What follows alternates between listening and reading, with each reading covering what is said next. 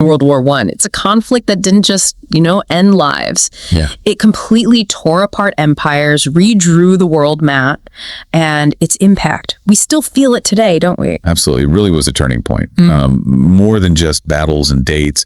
It set the stage for so much of the 20th century and beyond. And that's exactly what we want to dive into today. We're aiming to unpack the First World War, from its tangled roots right through to the Treaty of Versailles and everything that came after. We've got this great source material, really detailed, that helps lay it all out. Yeah, and it's a chance for you listening to really get a handle on the crucial pieces. Why did it happen? What were the sparks that lit that global fire? Right. You might think you know the basic story, but we're hoping to maybe shine a light on some connections, some moments that maybe don't always get the spotlight. So let's start at the beginning. Early 20th century Europe, what did it actually look like then? Okay, so picture Europe. It's dominated by these really powerful empires. You've got Great Britain, France, Germany, Austria, Hungary, Russia, huge players.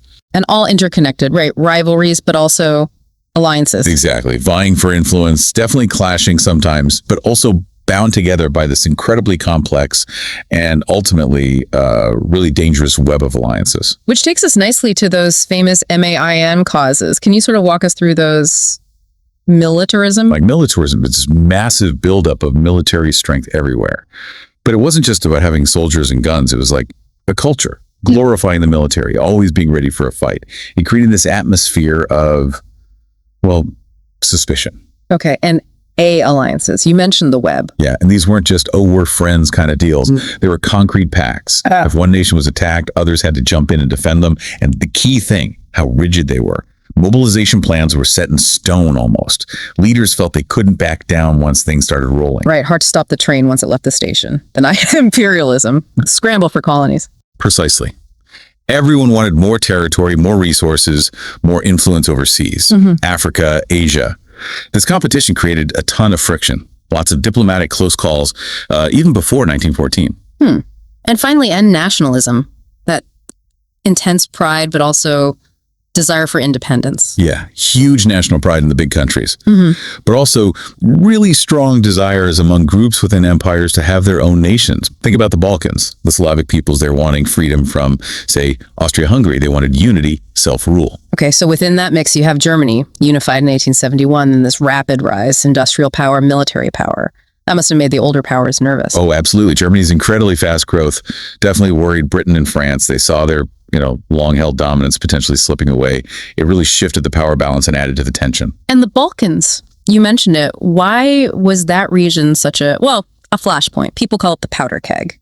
It really was. You had so many different ethnic groups, all with these strong nationalist feelings crammed into one area. The Ottoman Empire, which used to control much of it, was weakening, creating a kind of power vacuum. So you had groups fighting for land, independence, often backed by different big European powers like Russia or Austria-Hungary. It was just inherently unstable. Which brings us, unfortunately, to Sarajevo, June 28th, 1914. The assassination. That's the spark. Archduke Franz Ferdinand, the heir to the Austro-Hungarian throne, and his wife Sophie are shot dead in Sarajevo, the assassin. Gavrilo Princip. He's part of a Serbian nationalist group, the Black Hand, pushing for a unified South Slav state. It wasn't random. It was political, very political. And Austria-Hungary's reaction, they saw an opportunity, didn't they, with Germany's backing? They did. They decided this was their chance to deal with Serbia, to crush that nationalist movement once and for all. So with a blank check of support from Germany, they issued this incredibly harsh ultimatum to Serbia. An ultimatum designed to be rejected, almost. Pretty much. It had demands that were really difficult for any sovereign nation to accept fully. Austria-Hungary wanted to assert its dominance. And Serbia, they actually agreed to most of it, right? But it still wasn't enough. They did concede on almost all points, remarkably. But Austria-Hungary, likely pushed by Germany and feeling confident, declared it insufficient. On July 28, 1914, they declare war on Serbia. And then the dominoes fall. How did the alliances kick in so fast? It was rapid. Russia saw itself as the protector of the Slavs, so it starts mobilizing its massive army to support Serbia. Germany sees Russian mobilization as a direct threat, so it declares war on Russia. And France gets pulled in. Yep, because of the Franco-Russian alliance, France mobilizes. Germany, needing to knock France out quickly according to its Schlieffen Plan, decides to invade neutral Belgium to get to France. Invading neutral Belgium, that was the key for Britain. That was the trigger for Britain. They had a treaty guaranteeing Belgian neutrality. So when German troops crossed the border, Britain declared war on Germany.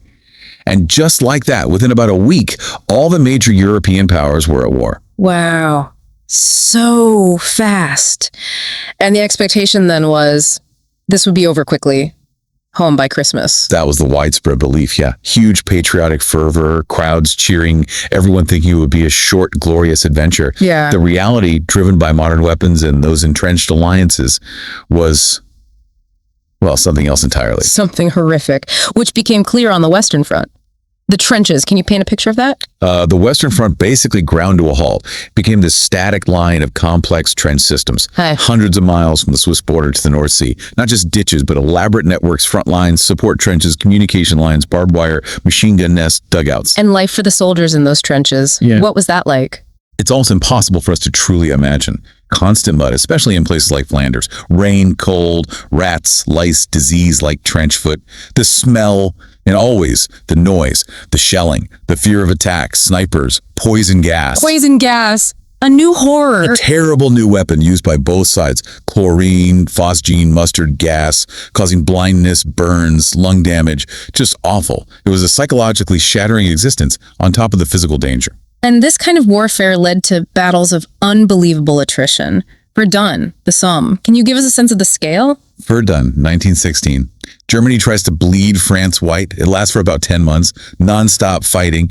The casualties. Estimates are over 700,000 dead, wounded, or missing combined. For tiny bits of land that often changed hands repeatedly. 700,000. And the Somme followed right after. Yes, partly to relieve the pressure on the French at Verdun. The British led the offensive. The first day, July 1st, 1916, it was catastrophic for the British Army. Around 57,000 casualties just on day one. 57,000 in one day. Yeah.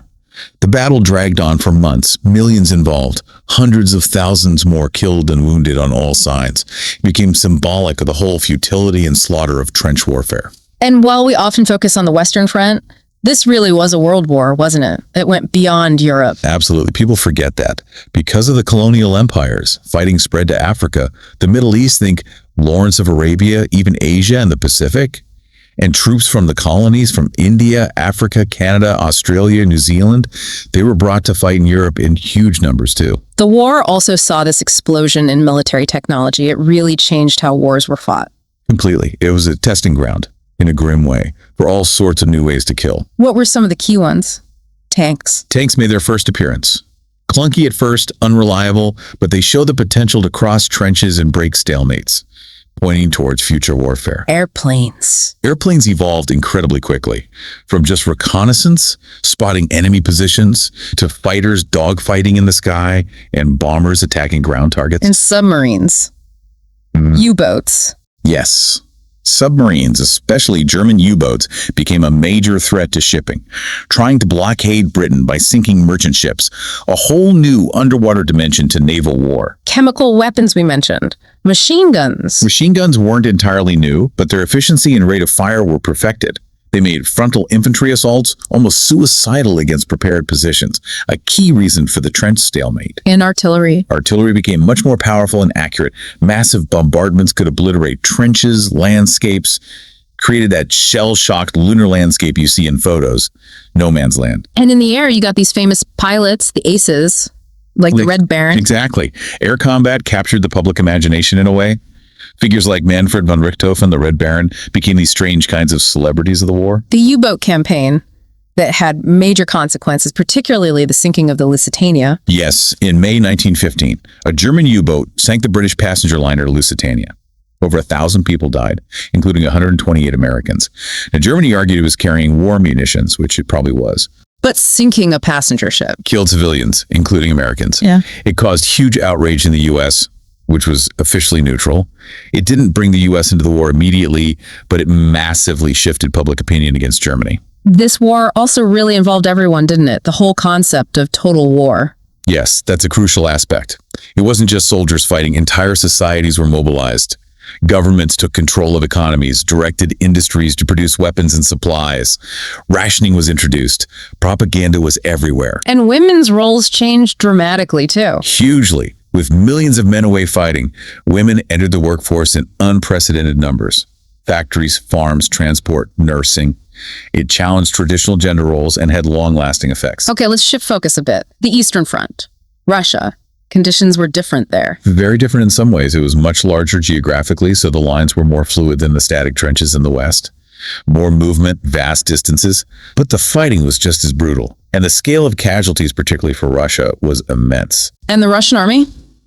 They struggled. They suffered terribly, often poorly equipped, poorly led compared to the Germans. Logistics were a nightmare. Morale just plummeted over time. Soldiers were exhausted, hungry. The whole country was suffering. And this suffering feeds directly into the Russian revolutions in 1917. Directly. First, the February Revolution, which was actually in March by our calendar. Riots over food shortages and war weariness in Petrograd. Soldiers refusing to fire on crowds. It led to Tsar Nicholas II abdicating. The monarchy collapsed. And then later that year, the October Revolution. In October or November, for us, the Bolsheviks, led by Lenin, seized power from the weak provisional government. Their slogan was simple and powerful: peace, land, and bread. Yeah. And crucially, they promised to take Russia out of the war. Which they did, but at a high cost. The Treaty of Brest-Litovsk. It's exactly. In early 1918, the Bolshevik government signed a separate peace treaty with Germany and the Central Powers at Brest-Litovsk. To get out of the war, they had to give up huge amounts of territory. Finland, Poland, Ukraine, the Baltic states. A massive loss, but it ended Russia's involvement. And freed up German troops to move west. That was the critical consequence for the Western Front. Hundreds of thousands of German soldiers could now be transferred to France, just as things were looking increasingly desperate for the Allies. But it's around this time, April 1917, that the United States finally enters the war. What pushed them over the edge? Well, the Lusitania was part of the backdrop, but the main trigger was Germany's decision in early 1917 to resume unrestricted submarine warfare, basically sinking any ship heading to Britain, including neutral American ships. That, plus the revelation of the Zimmermann telegram, where Germany tried to entice Mexico into attacking the U.S. That was the final straw. That was it. President Woodrow Wilson went to Congress, and the U.S. declared war, framing it famously as a war to make the world safe for democracy. And the arrival of American troops, the doughboys, that made a real difference. A huge difference. Maybe not immediately in terms of battlefield victories, but the sheer numbers and the morale boost were critical. By 1918, you had over 2 million American soldiers arriving in France. Fresh troops, well-equipped against exhausted German and Allied armies. Germany knew this, right? Yeah. They made one last big gamble in 1918. They did. The Spring Offensive, or Kaiserschlacht.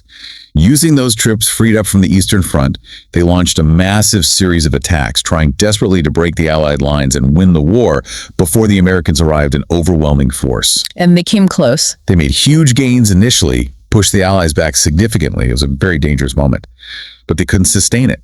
They lacked reserves, supplies, and the Allied lines, though bent, didn't break, and the Americans were pouring in. And then the tide turned completely, the 100 Days Offensive. Yes. Starting in August 1918, the Allies, now bolstered by the Americans and using coordinated attacks with tanks and aircraft, launched a major counteroffensive. It lasted roughly 100 days, pushed the Germans back relentlessly across France and Belgium. The beginning of the end for Germany? Definitely. The German army was being defeated on the battlefield, morale was collapsing back home, and their allies were starting to crumble too. Who fell first? Bulgaria surrendered first, then the Ottoman Empire. Then Austria-Hungary disintegrated and signed an armistice. Germany was left standing alone, facing invasion. So the end came with the armistice, November 11th, 1918. That's the day. At the 11th hour of the 11th day of the 11th month, 1918, the fighting stopped on the Western Front. An armistice was signed in a railway carriage in Compiègne Forest.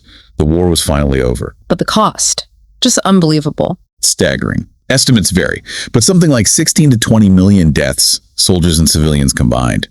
Millions more wounded, maimed, psychologically scarred. 4 empires. The Russian, German, Austro-Hungarian, and Ottoman were gone. The map of Europe, the Middle East, completely redrawn. And the peace that followed, particularly the Treaty of Versailles in 1919, it aimed to settle things, but it was controversial. Extremely controversial, especially regarding Germany. The treaty imposed very heavy terms. Germany lost territory, its colonies had severe restrictions placed on its military. And the war guilt clause. Yes, Article 231. It forced Germany to accept sole responsibility for starting the war. This, along with massive reparation payments demanded, caused deep resentment and humiliation in Germany. A breeding ground for future problems. Many historians argue exactly that. The sense of injustice, the economic hardship, it helped fuel extremist movements, like the Nazis, later on. The treaty also established the League of Nations, didn't it? Wilson's idea to prevent future wars. It did. A visionary idea, really. An international body to resolve disputes peacefully. But it was weakened from the start. Critically, the U.S. Senate refused to ratify the treaty, so the United States never joined its own creation. Which hampered its effectiveness. Greatly. Without the U.S. and lacking its own enforcement power, the League struggled to deal with aggressive actions by countries like Japan, Italy, and Germany in the 1930s. The war's aftermath also saw the rise of new, powerful ideologies. Yes. The old order was shattered. Communism was established in Russia. Fascism emerged in Italy, later Nazism in Germany, both fueled by nationalism, militarism, and often resentment over the war's outcome or the peace treaties. Even in victorious countries, you saw major social and political changes. Modernization accelerated. So the painful irony is that the war to end all wars Did nothing of the sort. In many ways, the way the First World War ended and the peace that was imposed directly sowed the seeds for the Second World War just 20 years later. It truly reshaped everything, destroyed an old world, laid the groundwork for a new, maybe even more complex and dangerous one. It really did. The scale of the transformation is hard to overstate. Politically, socially, technologically, psychologically. The world of 1919 was fundamentally different from 1914. And it's so important, isn't it, to remember the sacrifice, the sheer human cost, and to try and understand how it all happened? Absolutely. Remembering is vital. Not just the dates and battles, but understanding the forces at play, the decisions made, the consequences. It's crucial for trying to navigate our own turbulent times. So just to recap our deep dive today, we really dug into that complex mix, militarism, alliances, imperialism, nationalism that set the stage. We looked at the brutal reality of trench warfare, the shocking new technologies. The global reach of the conflict, the revolutions it sparked in Russia, the critical moment of America's entry. And finally, the devastating end, the Treaty of Versailles, and how that peace tragically contained the blueprint for another war. It's quite something to consider how those big historical forces, nationalism, alliances, combined with specific events like the assassination, could just unleash such utter devastation. And now the attempt to fix it afterwards maybe just created new problems. Yeah. And maybe a final thought for you listening. As you think about the sheer scale of the Great War, its causes and effects, just consider, how do those echoes that intense nationalism we still see, the complexities of alliances today, the rapid pace of technological change, especially in warfare, how do they continue to shape our world right now? It's definitely something worth reflecting on.